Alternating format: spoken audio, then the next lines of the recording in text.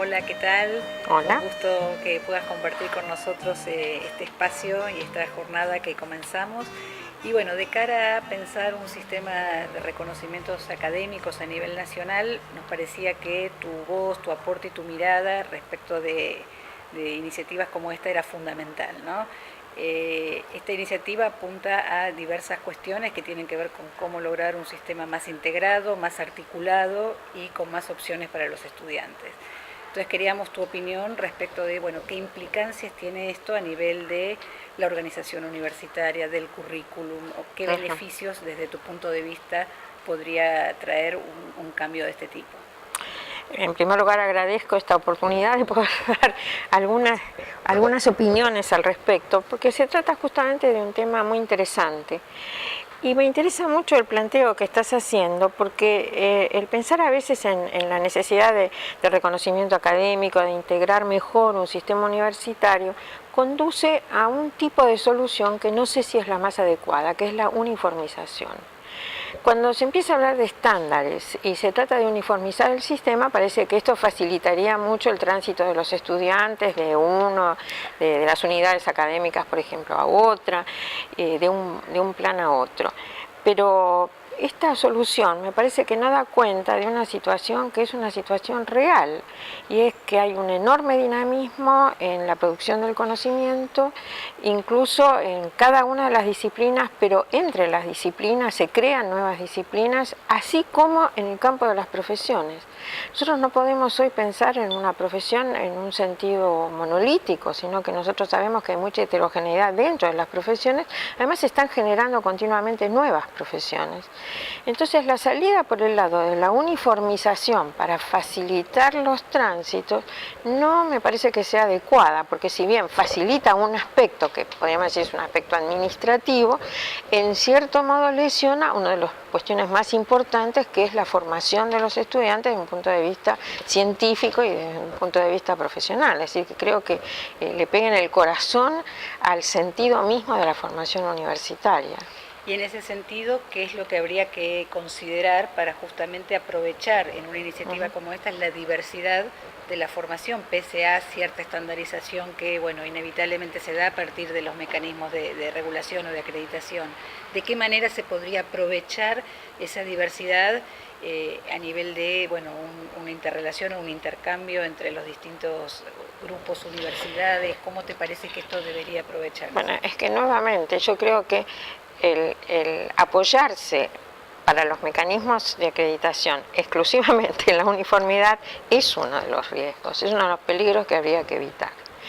Y por eso me parece que la flexibilidad es un principio constitutivo del funcionamiento de una universidad, tanto desde un punto de vista curricular como desde un punto de vista de la organización académica, y por eso la necesidad de pensar constantemente en la facilitación de los cambios, en la facilitación de la innovación y de la innovación en todos los planos. Eso es lo que me parece sumamente importante, y creo que en ese sentido también hay que revisar muchas veces los mecanismos de acreditación. Así que la flexibilidad implica una elasticidad interna que permite que los distintos actores de la universidad puedan realmente tomar decisiones diferentes, y que esas decisiones sean adecuadas, por supuesto muy bien fundamentadas. Todos los órganos de gobierno de la universidad, me parece que desde la asamblea universitaria hasta las decisiones que toman los propios estudiantes, se suele decir que las universidades se caracterizan por la extrema difusión que existe en ellas de la capacidad de tomar decisiones, y que entonces los grados de libertad que puedan tener cada uno de los planos, de los niveles, de las dimensiones de trabajo de las universidades es sumamente importante. Entonces, podemos pensar, por ejemplo, en la flexibilización de los currículos. Y yo creo que la flexibilización facilitaría justamente esta posibilidad de reconocimiento académico, pero no sobre la base de la exigencia de lo estrictamente igual. No estoy diciendo que la libertad sea tal que los diplomas no sean representativos de los conocimientos que efectivamente son indispensables en cada uno de los campos disciplinares y cada una de las profesiones, sino todo lo contrario. Pero creo que el dinamismo y el reconocimiento del dinamismo, de las posibilidades de diferenciación, de reconocimiento de la diversidad y de la capacidad de elección por cada uno de los niveles y de los planos de decisión dentro de las universidades es muy necesario. Ha habido muchas formas en las cuales las universidades encararon estos problemas. Hay algunos tipos de estructuras curriculares que son muy rígidas y que no permiten efectivamente introducir los cambios necesarios. Y que presentan además otros problemas, porque yo creo que no se trata solo de una cuestión de reconocimiento, como estoy diciendo. Me parece que no se trata solo de facilitar el tránsito de los alumnos, por ejemplo, de una carrera a otra carrera o de una institución universitaria a otra institución. Ese es un objetivo. Yo creo que es muy importante y cualquiera de las soluciones lo tiene que salvaguardar. Pero de todas maneras, creo que la necesidad de pensar en un currículum armado de distinta manera tiene que ver con muchos de los problemas que hoy se presentan en la formación de los estudiantes. Por ejemplo, nosotros optamos ya hace años por una estructura en ciclos. La estructura en ciclos ha presentado problemas que tenemos que reconocer. Y esos problemas son básicamente el hecho de que al primer ciclo se le adjudica la función de brindar formación general y básica, y al segundo ciclo, cuando hay dos, podría haber tres, pero cuando hay dos, el segundo ciclo tiene la función de dar formación profesional. Luego la articulación entre ciencias básicas y profesionales se hace casi imposible y es precisamente uno de los déficits que he señalado siempre en todas las carreras y en todas las universidades. Frente a esto, internacionalmente se ha reconocido la necesidad de establecer una estrechísima vinculación entre la enseñanza de las ciencias básicas y la enseñanza profesional. Y esto aparece en cada uno de los campos, de las distintas, por ejemplo, didácticas profesionales en las cuales se trabaja este tema. La integración en las ciencias básicas, desde el principio, en el trabajo con problemas profesionales, desde el primer año de la formación, resulta ser una de las soluciones que está siendo promovida, estimulada en una enorme cantidad de universidades en el mundo y, como digo, en una gran cantidad de didácticas profesionales. En ese sentido, a mí me parece que la modificación del currículo es absolutamente necesaria. Yo creo que tenemos que revisarlo cuidadosamente. Y entonces, como digo, uno de los problemas fundamentales es el de la relación entre las ciencias básicas y la formación profesional. Eso hay que pensarlo de nuevo, y eso implica muchas veces cambios no solamente en el formato del currículum, sino también en la formación de los docentes, en la capacitación de los docentes en ciencias básicas para la introducción y el trabajo con los docentes de las materias profesionales y la integración, como digo, en la enseñanza desde el principio. Ese es uno de los temas. Pero también hay otro tema que es la necesidad de asegurar la formación general. Y la formación general sería aquella que necesita todos los estudiantes de todas las carreras que van a necesitar los graduados, porque hoy en el estudio que hay sobre, por ejemplo, competencias genéricas, lo que se observa es que son comunes a todas las profesiones. Y eso se puede trabajar no solo en el primer año, no se debe trabajar solo en el primer año, se tiene que trabajar a lo largo de toda la carrera e insertado en las distintas asignaturas de toda la carrera, en todo el proceso de la carrera. Así como hay otros problemas que tienen que ver con la relación entre lo teórico y lo práctico, que también tiene que ser replanteada y que continuamente está apareciendo la necesidad de plantear la práctica de manera longitudinal, acompañando todo el desarrollo de la formación en el grado universitario. Los problemas que vos planteás de alguna manera, ¿en qué medida dificultan hoy, a tu criterio, el tránsito de los estudiantes, ¿no? Esta forma de organización del currículum, ¿cómo se refleja en la demora en los estudios o el abandono, o si tiene alguna implicancia en eso? Bueno, yo creo que la estructura fija, y digo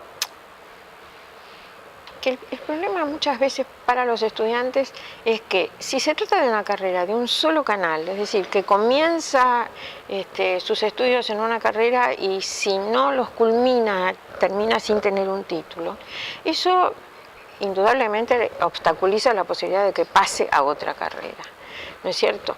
Entonces, la definición de las carreras como carreras monocanal, carreras que no se abren en distintas orientaciones, en distintas ramas, que no se vinculan con otras carreras, en realidad tampoco dan cuenta de la realidad de los ejercicios profesionales que después van a tener que hacer los estudiantes, porque los problemas que van a tener que resolver, en primer lugar ya ahora, son problemas que son multidisciplinares y multiprofesionales. Es decir, no siempre un problema puede ser resuelto por un único profesional. Es decir, el poder tener una visión integrada de la complejidad de los problemas de la vida real desde un punto de vista multidisciplinario que implica integrar las distintas disciplinas, eso es fundamental. En segundo lugar, tiene que aprender a trabajar con otros profesionales. Y tiene que aprender algo que en realidad es absolutamente indispensable, que tiene que ver con los procesos de autorregulación, de toma de decisiones autónomas, indispensables en el proceso de formación de grado, pero indudablemente en el ejercicio profesional, y tiene que aprender a aprender de su propia experiencia. Bueno, todas estas cosas no es que sean como un subproducto de la formación universitaria, sino que a mi juicio son contenidos de la formación universitaria. Si la autoevaluación, la autorregulación son absolutamente indispensables. Y bueno, este es un movimiento que yo creo que uno lo puede encontrar en el mundo, en muchas universidades en donde se pone justamente la mira en ese desarrollo de la capacidad de poder aprender de la propia experiencia durante la formación y además una vez graduado. ¿Se podría decir que parte de los resultados de eficiencia, entre comillas, que hoy tiene el sistema se explican por esta rigidez curricular? Yo creo que sí. Parte probablemente sí. Quiero decir que es muy difícil hacer generalizaciones, justamente porque decía, la capacidad de tomar decisiones está absolutamente distribuida dentro de todo el sistema.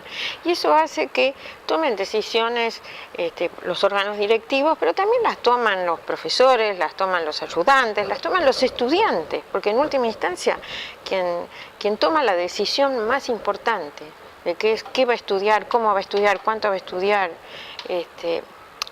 cuáles son las cuestiones prioritarias sobre las cuales va a poner atención y se va a concentrar estudiando, es el propio estudiante.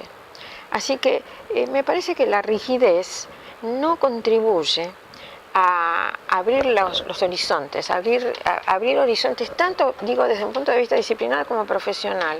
Cuando hoy la ciencia, la tecnología, cada una de las profesiones requiere precisamente esa apertura.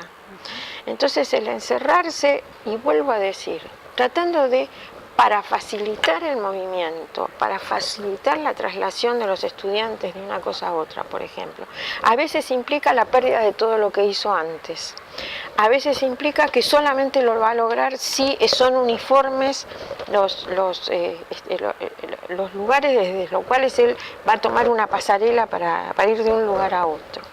Entonces sí, me parece que la rigidez ni facilita los cambios de carrera, al contrario, los hace muy costosos para el estudiante, y en segundo lugar, me parece que no facilita la apertura de la formación, del espíritu, de los modos de pensar, de las perspectivas con los cuales se analizan los problemas y se atacan los problemas. Me parece que justamente constituyen obstáculos, que necesitamos pensar en un sistema mucho más abierto, mucho más flexible, en donde, por ejemplo, se demuestre que una misma materia puede ser cursada de diferentes maneras. y que no se trata de reconocer materias porque punto a punto cada uno de los temas están siendo dados en distintos lugares con la misma bibliografía, por ejemplo. Me parece que eso es lo que nosotros necesitamos cambiar, es una cuestión de mentalidad. Vuelvo a decir, la flexibilidad, que es una cuestión que administrativamente puede estar obstaculizada o no, al mismo tiempo es un problema mental. Yo creo que lo que necesitamos es flexibilidad mental. ¿Vos considerás que están dadas las condiciones para que hoy los distintos grupos, comunidades, responsables de carreras o familias de carreras se puedan sentar a plantear esta discusión y a llegar a acuerdos en este sentido? Yo creo que sí. Por lo menos mi experiencia con distintas carreras y distintas facultades y distintas universidades es que sí existe esa disposición, pero me parece que es necesario que la gente se sienta con permiso para poder hacerlo, porque han sido muchos los obstáculos y la tradición muchas veces es enormemente conservadora, en el sentido de que hay una sola forma de cursar las materias, que hay una materia que está definida por el índice de determinado libro, de determinado manual, y que si no responde exactamente punto a punto a todos esos temas que se supone que deben ser vistos, no podría ser reconocida, por ejemplo, como equivalente. Esta necesidad de empezar a pensar de otra manera, que los procesos de formación son variados, que muchas veces dependen de los estudiantes, pero también de las ofertas académicas que hacen las universidades. Así que las universidades pueden ofrecer y que a veces cursar una disciplina es equivalente a cursar otra disciplina, no necesariamente la misma disciplina, sino que desde el punto de vista de la formación de los estudiantes me parece que ya hay mucho trabajo hecho, hay mucha experiencia respecto de que las modalidades pueden ser diversas y que la formación que se alcanza es de muy buena calidad. ¿Qué desafíos para un cambio de este tipo, que, bueno, al menos lo has planteado a nivel curricular, se le presentarían a la universidad como organización en términos de cómo administrar bueno, estos tramos de formación o estos acuerdos que no necesariamente son iguales, pero son equivalentes? En realidad, algunas de las dificultades provienen de, por ejemplo, un régimen de concursos que se ha hecho en función de una determinada materia. Entonces el profesor es profesor de esa materia y tiene un equipo de personas que trabajan exclusivamente dentro de esa materia. El régimen de designaciones y de concursos muchas veces conspira contra las posibilidades de cambiar incluso un plan de estudios, porque si no hay previsiones al respecto, el profesor se ve atacado en el trabajo que ha venido haciendo. Y no se trata justamente de eso, no se trata de decir lo que ha venido haciendo no está bien. Lo que pasa es que hay que, me parece, considerar la posibilidad de hacer las cosas de otras maneras, con otras combinaciones. Hoy nosotros vemos que aparecen nuevas disciplinas, que aparecen problemas que son multidisciplinarios. Quizás la forma estructural del currículum, que ha sido cristalizada en una planta docente que tiene ciertas características, esto muchas veces conspira contra las posibilidades de la movilidad. Y en realidad, me parece que la carrera académica a veces se encierra en una especialización muy recortada que tampoco es totalmente, quiero decir que tiene sus ventajas. La gran especialización implica una gran profundidad en el conocimiento, pero el poder mostrarle al estudiante no solo esa especialización, sino la apertura hacia los bordes en campos que son más amplios, también me parece muy importante. Entonces la combinación de las dos cosas me parece que exigiría una manera de pensar en la conformación y la administración de los recursos de personal distintos, e incluso en carreras académicas más abiertas, con nuevas posibilidades. Yo creo que esto es experiencia en el mundo y hay mucho desarrollado sobre esto. Por ejemplo, uno de los temas que ha implicado, a mi juicio, una ventana de apertura en los currículos es la incorporación de las los trabajos de extensión, de experiencias en extensión para los estudiantes como requisito curricular. Esto significa realmente un cambio, porque mientras la extensión quedaba como marginada en grupos que no tenían vinculación directa con la docencia y la investigación, esto es un reconocimiento de que la experiencia real, la experiencia auténtica de los estudiantes es un aporte importante para su formación, pero también lo que estamos viendo que es un aporte muy importante para los profesores. Entonces, eso exigiría una articulación entre la función de la extensión y la de la formación, que hoy no necesariamente existe. Bueno, eso es lo que estoy diciendo, pero hay varias universidades que están trabajando y muy intensamente justamente en el establecer como requisito para la titulación el haber participado en trabajos de extensión. Y allí esto está sirviendo como de un fermento muy interesante de trabajo, porque está uniendo cátedras. Porque las cátedras empiezan trabajando con proyectos de extensión para su propia cátedra, pero a poco andar los problemas empiezan a requerir su relación con otras cátedras. Entonces, esa es, por ejemplo, una experiencia muy interesante en donde, de hecho, terminan flexibilizándose por la vía de la búsqueda de conocimiento. Es muy interesante, de formación, pero vuelvo a decir, no es solo formación para los estudiantes, es también formación para los docentes. ¿Hay experiencia en el mundo en donde en este marco de flexibilidad curricular se empieza a considerar la experiencia laboral, ¿no?, de los trabajadores, estudiantes en sus roles o trabajadores que luego quieren acreditar su experiencia como formación? ¿Cómo lo ves? ¿De qué manera se inserta en esta idea? Hay universidades en el mundo que ya hace muchas décadas han incluido lo que llaman el reconocimiento académico de aprendizajes no académicos. En este caso, si retoman, y es interesante, por ejemplo, en un tiempo en el que han aparecido muchas carreras universitarias que antes no estaban credencializadas y por lo tanto están recibiendo o como profesores o como estudiantes a idóneos en esas ocupaciones. Entonces, ¿qué reconocimiento se hace de ese trabajo previo para profesores, por ejemplo, que forman a sus discípulos, forman a sus alumnos sin tener ellos mismos el título? ¿Y cómo se reconoce a los estudiantes que provienen justamente de esas áreas ocupacionales en las cuales vienen desarrollando una tarea y vienen con conocimientos y que de hecho saben mucho? Entonces, a veces termina siendo una especie de enfrentamiento entre quienes saben hacer y quienes saben decir. Lo que nosotros sabemos es que un experto muchas veces en el trabajo sabe hacer y no sabe decir, y el estudiante, hay algunos estudios sobre eso, sabe decir y no siempre sabe hacer. Bueno, ¿cómo hacemos para unirlo? De hecho, un profesor tiene que saber decir y hacer, pero el poder reconocer este saber hacer por parte de la universidad es un nuevo aprendizaje para la universidad, porque las formas de evaluación de esos conocimientos no son iguales que las formas de evaluación académicas clásicas, convencionales. Hay que reconocer lo que el otro sabe hacer, cuando nosotros efectivamente usamos mucho conocimiento declarativo en nuestras evaluaciones. Así que el reconocimiento, pero es muy delicado.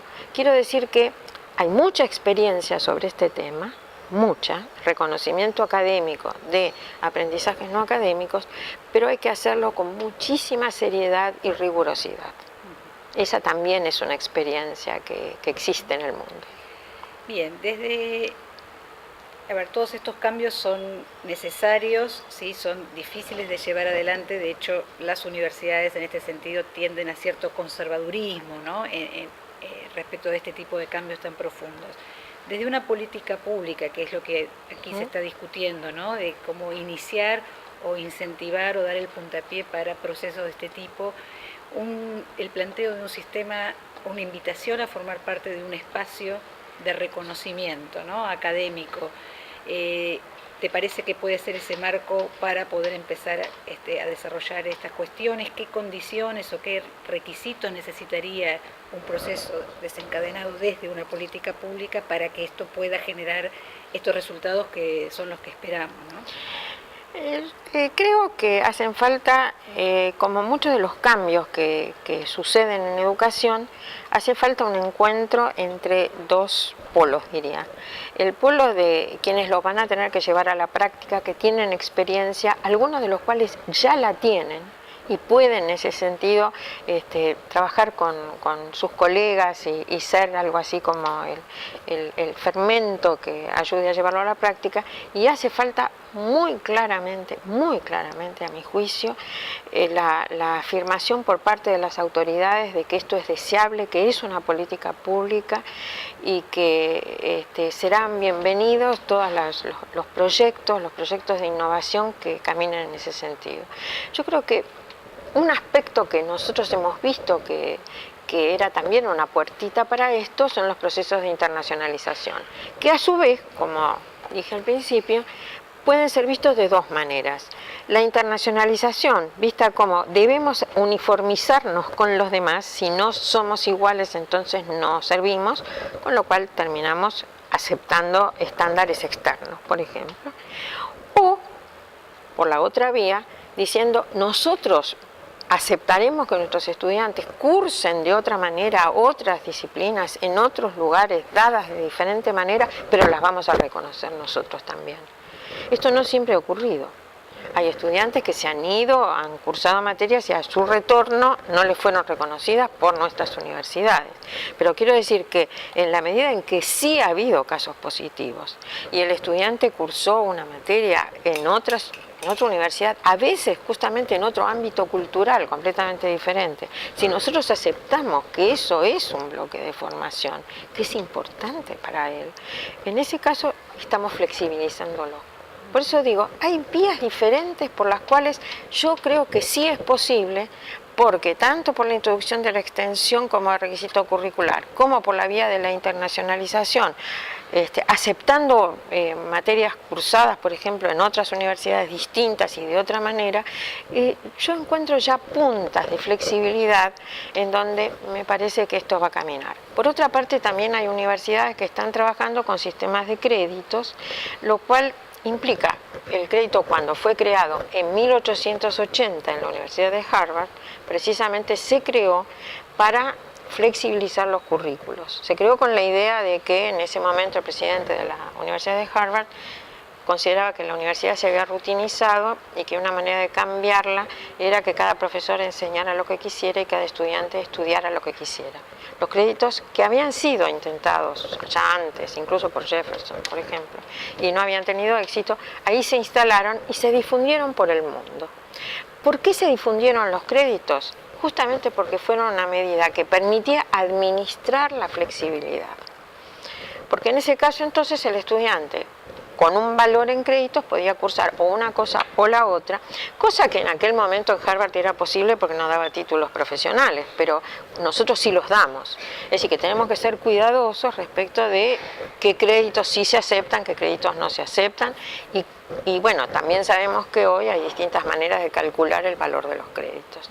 Esa es una discusión que hay que darse cuidadosamente también, porque como digo, la flexibilidad tiene que ser flexibilidad mental, pero con fundamento, rigurosidad, muchísima seriedad, porque tampoco se trata de decir cualquier cosa vale, no es así ni debe ser así, pero establecidas reglas del juego claras, bien claras, decididas por las universidades, a mi juicio por universidades en conjunto, para profesiones o para familias de profesiones, pero que faciliten justamente decisiones diferentes de los estudiantes, hasta la creación de nuevas carreras, porque este es un camino por el cual se ha encontrado la posibilidad de generar nuevas carreras que den cuenta de la necesidad de resolver problemas que van apareciendo y que son nuevos, ¿no?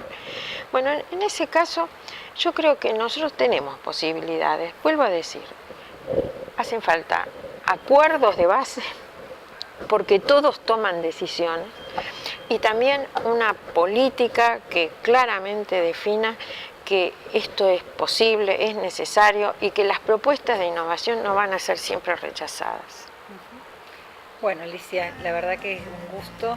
No sé si hay algún otro detalle, pero la verdad que para nosotros es un excelente puntapié para empezar a discutir entre todos, y esa es la idea de la jornada de hoy.